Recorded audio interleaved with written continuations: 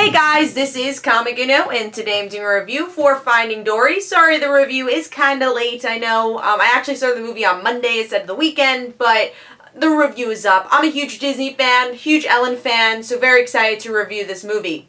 Now, of course, I've seen Finding Nemo. I've seen Finding Nemo countless times, and again, this is a movie, it was definitely one of my most anticipated movies of the year, and especially as a Disney fan. And with my reviews, I usually do a non-spoiler portion and a spoiler portion, so let's get started. Just to say, overall, was it better than Finding Nemo? I think that's always the question. And it's hard to say, because obviously the animation's better. There's more settings that they're in. I won't spoil the settings, but there's a lot more settings than the original. It wasn't as back and forth. The comedy, I thought, was really well done, too. Voice acting was well done. So I think better than the first movie, again, was the comedy and the animation, of course, and the situations they were put in. Now, I will say, the movie is very stressful, in a way that I feel like all Pixar movies / Disney movies are. It's like, oh my god, they're going back here, no, that person's missing now, what?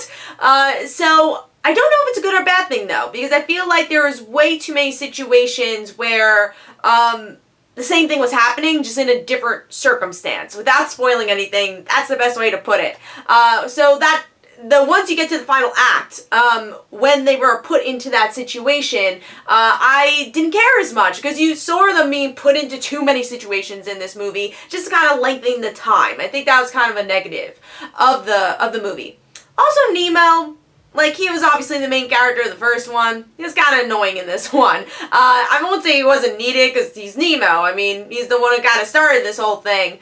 But he just kind of was really naggy to his dad, and then his dad was kind of naggy to him, and I liked them as secondary characters, but they weren't as likable. And I think with Martin, like, that's always been his personality, so that was okay. But Nemo, I could have done less with him, without him in this movie. So yeah, but overall, I really did enjoy it. Again, I think what made the movie was the humor, was I want to say the humor, and also the setting they were put in, without spoiling anything, I thought was great. And Ellen herself, I thought, was really good. She's made this movie, and I like the message of the movie, which I'll get into in spoiler portions too. It's the message of, because Dory does have a disability, and not trying to correct a disability. It's trying to say you are an individual, and that disability is actually your advantage. And I really like that idea of the movie, and it was pretty much the big part of the theme of the whole movie, and also the theme of family and, biological family, extended family. I thought they did very well in this movie too, which was a big part of the first movie too, was the idea of family, but you create your own family at the same time, which was the initial place of Dory's character. So that's my non-spoiler portion of the review. I gave it 4.25 stars, really enjoyed it, definitely one of the best movies I saw this year, but I don't know if I liked it more than the original. It's kind of debatable for me. But let's start talking about the spoilers. So I will say the best joke out of this whole entire movie was Sigourney Weaver. I loved how she tied into the theme, but was hilarious every single time she popped up. It's like, well, I'm Sigourney Weaver, and I'm talking about the marine park, and I loved it so much that it was Sigourney Weaver just talking throughout the movie, and I thought it was really good, well-timed throughout the film.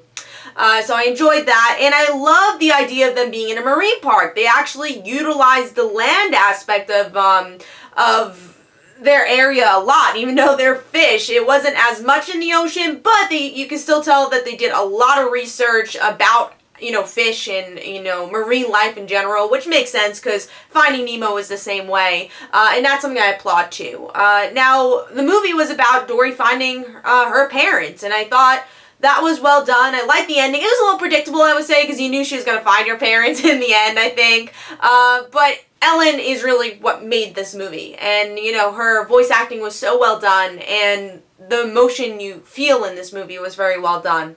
The octopus character, I like that he was kind of played as the villain at first. You think, oh my god, there's going to be a villain, and there actually is no villain in the movie. I don't think he was my favorite new character. My favorite new character was probably Destiny the shark. I thought she was hilarious. And also the other sea creature that was with her. I don't remember what sea creature it was, but I liked him too.